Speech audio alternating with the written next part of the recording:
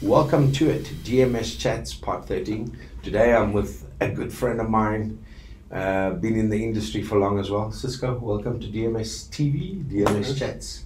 How are you doing, my man? Good, all good, all good.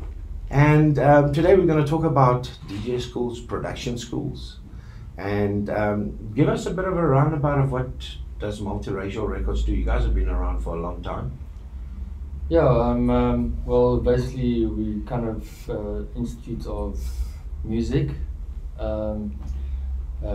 We do releases as well. We run a label, and basically we just try and give people entering that's coming into the industry a kickstart, you know, of knowledge and experience, so that they can go into the industry and, you know, tackle. And that's from a DJing side and production side. DJ and production, yeah. And do you guys do anything further, like mastering, stuff like that? We do run our public studios where we do the mixing and mastering for clients, and we do recordings, and we do productions. We collaborate with producers and stuff, and they come here and yeah. So if you're in Pretoria, you're definitely another place to be.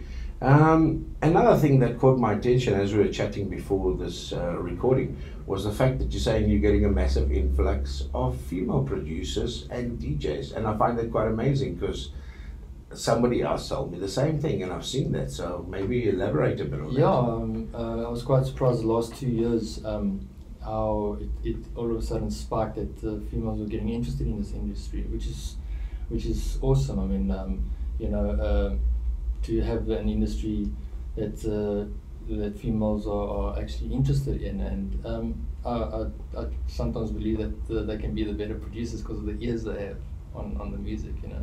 Yeah, and I think females as well have more soul. Maybe we'll have more soulful music out there. Even though, funny enough, you know, something that I've noticed, a lot of the female DJs are playing a lot of deep, very few are playing soulful. But I guess maybe because they feel that they can't make money out of that. And that's something that we are going to touch on the conference as well.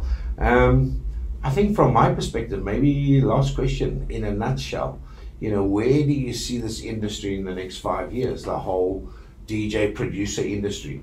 I mean, I think, I'm just going to bring in a little piece, but when I look at a lot of big revivals happening all over the world, the labels defected, massive revival, the defected events, Spain, Ibiza, Croatia, all over actually, really, the Southport event and so forth, really starting to spark up again. So the whole kind of dance industry is starting to grow and become bigger once again. I think it was stagnant from a point. From a South African perspective, what do you think? Yeah, I mean, I see a resurgence in the soulful and side. I mean, it's always being in the industry so long, you actually see these waves of resurgence and stuff. And yeah, I mean, the scene is growing healthy. There's obviously new genres that are kicking out with the youngsters and stuff, and you know, you can see that it's growing. And I mean, obviously those genres aren't as polished as they are now, but they're going to get into that space, and sure, I mean, it's going to benefit the dance music industry very. I think growth is going to exponentially grow for the next 5 years. Yep, yeah. I think having new genres is always great, and I think what is important is stuff like the Dance Music Summit, as well as your stores and a lot of the other stores that are teaching young people to actually, you know, push them into the whole music and guide them along. And I think also importantly, there's so much in dance music. I mean, there's so many different genres you can do.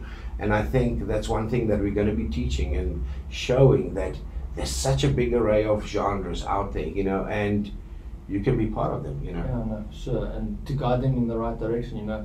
I mean, when we started up, we didn't have much guidance, you know. Yep. We had to just figure everything out. We guided ourselves. Exactly. So now, if we can give them that guidance, you know, we can really get a good quality scene and growth going again.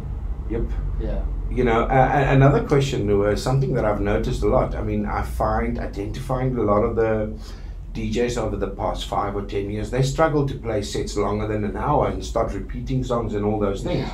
Within your school, do you guys teach part of that, how to build up sets, how do you play maybe different sets at different times?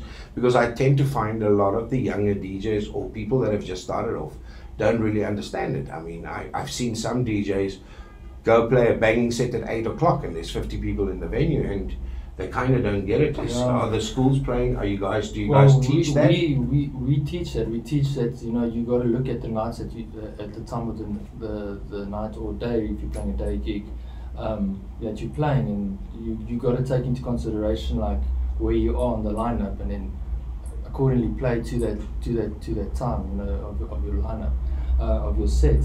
And we also push, like, for example, when we book in practical sessions for the students to come and practice for their sets, we book them in for a 2-hour set, so they have to fulfill that 2-hour set of music and build it up, and we teach them like where placing of certain music goes in your set and how you build up your set for the next DJ. So that does play an important role, instead of just playing all the bangers and, you know, tiring out the night before it ends. Yeah. So you see, it is important to actually go to DJ schools, production schools, because they do teach you a lot of things that you might be missing, and that could, you know, stretch your longevity within the industry, you know, because if you don't know those things, eventually, once the hype is gone, you probably might lose your career as well.